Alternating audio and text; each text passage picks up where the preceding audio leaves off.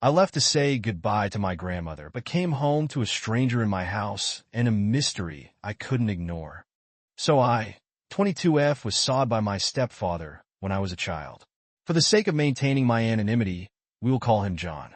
John also abused my other siblings, but I will only be talking about my experiences in this post. I grew up with a single mother and have never met my biological father. We were poor and lived on government assistance my entire childhood. We would bounce from house to house because we'd often be evicted from places when my mother couldn't afford to pay rent. We stayed with relatives a lot. My mother met John on a dating website when I was about 9 years old.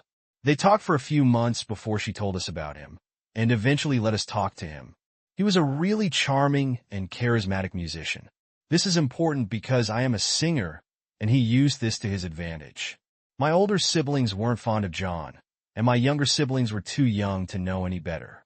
I was cautious of him at first, but I soon began to adore him and see him as a father figure. Eventually, my mom made my siblings, and I meet him Earl. Let's just say my older siblings continued to object to the whole idea of John being involved with us, and made it well known that they felt this way. After a year or so of my mom trying to force them to get along, she gave up on it, and I would only take my younger siblings and me to go see him. John would play with us at the park and take us all sorts of fun places with my mom. At some point, he insisted we all call him Dad, so we complied. He'd change into a different person at times and had a lot of narcissistic traits. There are a lot of things that he did to my siblings that I can't talk about in this because it is not my story to tell. But I want to establish that he was physically abusive to us, especially my oldest sibling. I was so young and so desperately wanted a father, so I'd make excuses for him and justify his behavior. After a year, he proposed to my mom, and they got married. We moved into a new house together shortly after the wedding. It was a rough transition. The police were called to my house on a regular basis because John and my older siblings would get into physical altercations. He often spanked my younger siblings as well. I don't remember ever being spanked by John, but he once told me he did it to me once. Normally, I would do whatever I could to comply and stay on his good side. He definitely favored me over my other siblings. We were very close. He called me his daughter and would take me on father-daughter dates all the time. I loved spending time with him, except when I didn't. He was very controlling of all of us, especially my mom. I never saw him hit my mom, but they would fight often and yell at each other. He was also very religious and forced us to go to church and do family Bible study every Sunday after he decided the churches were too corrupt. I was in my last semester of 4th grade when we moved in together. It was at this house that the inappropriate touching began. John would smack but in front of my mom to see how she would react. To my surprise, she did not care. I told him that it made me uncomfortable when he did that, and he would reassure me that all dads do this to their daughters. I tried to tell my mom, and she said she'd talk to him about it. And I'm not sure if it stopped after that or not. A year later, we moved to a bigger house. That's when he started doing worse things to me. I'll spare you all the details, but I'll clarify that he never R-worded me. Or at least he never got the chance to. The first incident I can remember, he lifted up my shirt and exposed my breast. I started my period when I was 9, and by this time I wore a B cup. This made me really uncomfortable. So I told my mom, and she said that she would have a talk with him. John, my mom, and I talked about what happened. And my mom told him not to do that again because it crossed my boundaries. After that talk, John threatened me for the first time. He said, "Some things need to stay between you and me." Okay, I know it was an indirect threat, but he was a very tall and muscular man, so it terrified me, especially given his history of abuse towards my siblings. So, when he started to escalate the abuse, I kept my mouth shut. He abused me nearly every day for a year before I told my mom. The night before I told my mom, I found my sister crying in the closet in our room. We had already confided in each other about the abuse at this point, and she was saying that she was thinking about taking her own life. That was when I decided that I needed to say something, because even though I was terrified of what John would do to me, I was even more scared of losing my sister. So the next day, after John had gone to work, we told our mom everything. At first, she was horrified and enraged. I was so relieved to finally tell her about what I had been hiding. But then she didn't call the police. She waited for John to come home. Then she confronted him. Of course, he denied everything. He claimed it was just a misunderstanding and that it was a joke. When this didn't work, he started crying and blaming the devil. He forced himself to throw up. The whole works. Well, my mom started to be persuaded by him.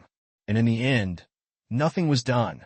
She told us not to talk about it to anyone else. And that was our life for the next 2 years. He stopped abusing me after I told my mom. He tried his best to gain my trust again and manipulate me into forgiving him. I started gaslighting myself into believing nothing had happened.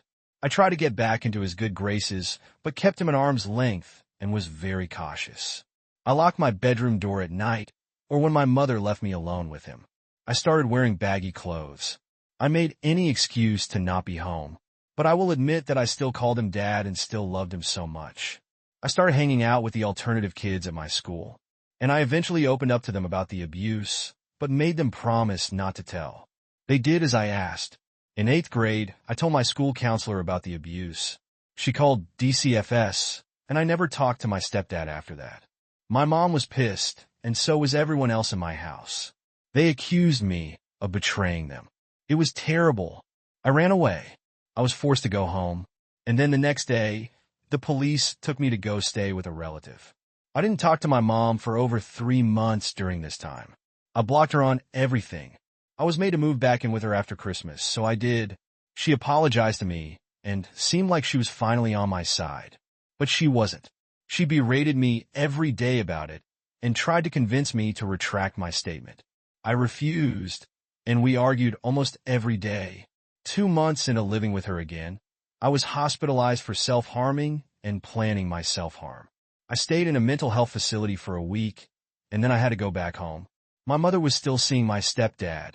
She would call him while I was in the car and showed little to no sympathy for me when I protested it. It wasn't until my sophomore year that she finally decided she believed me. It was all I wanted. I broke down. She apologized over and over. I forgive her. However, as time went on, and as I got older, I began to see things differently. Like how she would sometimes walk in on my stepdad, grabbing my butt, then roll her eyes and walk away. Or the way she would purposefully yell at me over unreasonable things when he was around. Because it turned him on, knowing he would get to have one-on-one time with me to talk about my behavior. Or how he would always lock the doors of their bedroom while he did it. And she didn't bat an eye. How he would come into the bathroom while I was showering and watch me while she was in the next room. I started questioning how clueless she really was. I began to resent her. I've started to remember how neglectful she was while I was growing up. How she would leave us home alone for days at a time. How we used to have to make ourselves dinner as children because she was too depressed to get out of bed. I started remembering how she would leave us in the car at grocery stores. It has all been hitting me like a truck. As an adult, I can't imagine behaving the way she did in those situations. Perhaps she really was that naive, but I just can't convince myself that she didn't see the signs. Part of me thinks she participated, but I can't handle what that would mean, even though she put me through hell. I love my mother so much. She's the only parent I've got, and I keep trying to convince myself that we can still mend things. But I don't know if I'll ever get rid of this anger and resentment that I feel in my heart towards her. I don't live with my mom, and I haven't for a few years. I only get to see my younger siblings if my mom is around. She has changed a lot since I was a child. But every now and then she'll say or do something that reminds me that she is still the same person who chose a man over me. I'll remember that she can't be trusted to protect me. Then the hatred sets in again. I feel so two-faced. I'll try to go no contact with her before, and she'll just show up at my house alive with a relative. And then we'll just let her in. She's at family events and my niece and nephew's birthday parties. I don't want to have to cut my whole family off. And I don't really want to cut her off. But I get so angry with her sometimes. Anyway, if you read this far, thank you for listening to my story. I know it's not the most elegantly written and that there's a lot of pieces missing. But it's hard for me to talk about this. And it's even harder for me to remember it. I need advice from people who have been in similar situations. What did you do? Second story. I hate my special needs sister, and I'm done hiding it. When my younger sister was born, she almost died from hypoxia. She suffered severe brain damage to the point where doctors doubted she would survive. She has survived to 16 years old now. However, she is about as close to brain dead as a living person can get. She can't move, she can't communicate, and she can't eat or drink on her own. She has no control over her bowels, so she has to wear diapers. She will never get better, and she will never live a normal life. Despite that, my mother has ruined our family, hoping she will have a miracle and recover. My mother has spent hundreds of thousands of dollars on my sister. Everything from wheelchairs to doctor visits. We had to live in a one-bedroom apartment for 11 years because my mother spent all of the money she made on my sister. Nothing she bought made any difference. She will always be a drooling mess. Since my mother believes she will get better, she made me treat her like she was a real sister. I lost all my friends growing up because my mom made me take her everywhere I went. If I told my mom that I was going to the park, she would say, "Oh, a park. That sounds like something Jess would like. Take her with you." Not once did she stop to think about how absurd she sounded talking to her. One time, my mom took her to a movie theater. They made it barely 30 minutes through the movie before staff kicked her out because my sister was making so much noise coughing and choking on her saliva. Despite all this, I somewhat tolerated my sister until a few hours ago. I mentioned to my mother that I had planned a date with a girl I met at work. My mom said, "That sounds like fun, but I'm having coffee with a friend from college. So can you take care of Jess while I'm gone?" I told her that I couldn't because of my date and suggested that she hire a babysitter. My mother then said that I should just take her with me, and I just exploded. I told her how stupid she was for suggesting such a thing. Bring my severely disabled, crippled sister along with me on a date with a girl because you were too lazy to hire a sitter. How crazy are you to think that's a good idea? Every moment of my life has been about Jesus. I'm not supposed to have a career or a family of my own because I need to take care of Jess when my mom dies. My mom even discouraged me from going to college because then I wouldn't be there to take care of her. I told her how much damage she has done to the family because of my sister. We struggled financially my entire life. Not because my mom is low income, but because she spent all our money on Jess. We drove a crappy 1996 Subaru Outback for years, and my mom couldn't afford to buy a new car. But she had no problem shelling out thousands to see a specialist doctor who will say the same thing every other doctor has. My sister is a glitch. She's not supposed to be here. She will never live a normal life. There's no reason she shouldn't be put in a home. I'm just so frustrated right now. I'm thinking about cutting ties with her and reconnecting with my father. My dad divorced her once he realized that the rest of his life was going to be taking care of Jess. I cannot fault him. My mom forbade me to contact him, but he's not the bad guy here. Update. Thank you all for your kind words. I realize now that my emotions should be placed towards my mother instead of my sister. As for everyone who says I should contact my father, that is my plan. But he's not easy to reach.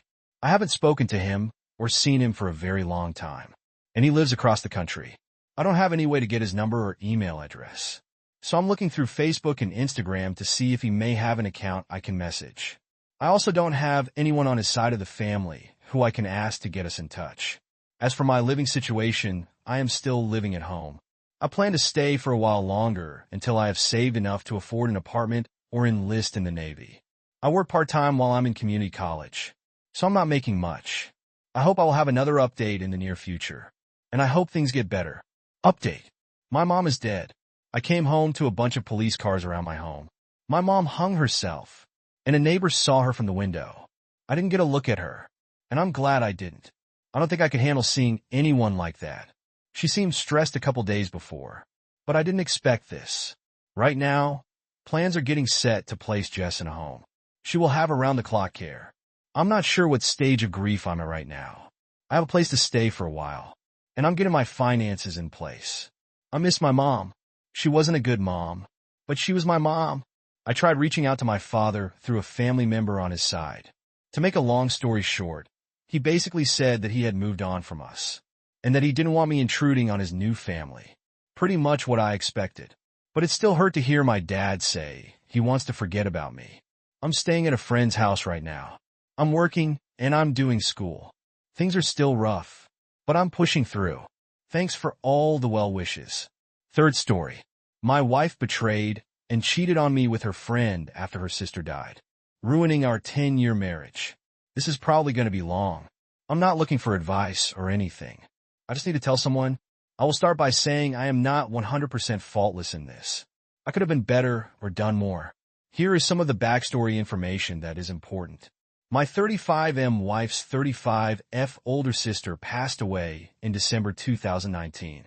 She had lots of health problems, but obviously no one expected her to pass away. My wife was 8 months pregnant with our daughter at the time. We had just recently moved into a bigger house. Her parents were in the process of moving to be closer to us to help with our kids. And then COVID hit in March, so she never got a chance to properly mourn or grieve her sister. Here is my ultimate mistake that led to our undoing. My wife and her sister did not have a good relationship. They always fought. And anytime my wife talked about her, it was about something she did that drove my wife crazy. The relationship started to get better when our first child was born in 2018. The sister was trying to get better to be an aunt. She had a lot of mental health issues as well as physical health issues. But the relationship was never at a point where you could call it good. Obviously, the loss of her sister was incredibly difficult for my wife and her family. And I was supportive and did everything I could when it first happened. As the years went by, my wife never brought her up, except around my sister's birthday and the anniversary of her passing. I would be supportive in those moments, but I never brought her up or checked in with my wife about her throughout the year. My major mistake. My mistake was that because they didn't have a good relationship, and she never brought her up, I didn't think she was struggling as badly as she was. This past December went by, and my side of the family scheduled our Christmas get-together on the anniversary of her sister's passing. My wife told me this day was not a good day for her, and I told that to my family. But they said it was the day that works best for everyone else. And I didn't fight it, a great regret of mine, knowing what I know now. After that day, my wife slowly got more and more distant from me. We had great sexual chemistry, averaging probably 4 to 5 times a week. It stopped immediately. When I asked what was going on, she said she was really struggling with her sister's passing this year and wasn't feeling sexual. I completely understood and never pressured her or pressed it any further. But we were also just a very physical couple, always hugging, kissing, holding hands, cuddling on the couch, and always falling asleep cuddling each other. Over the next week or two, that all dried up as well. She stopped wearing her wedding ring.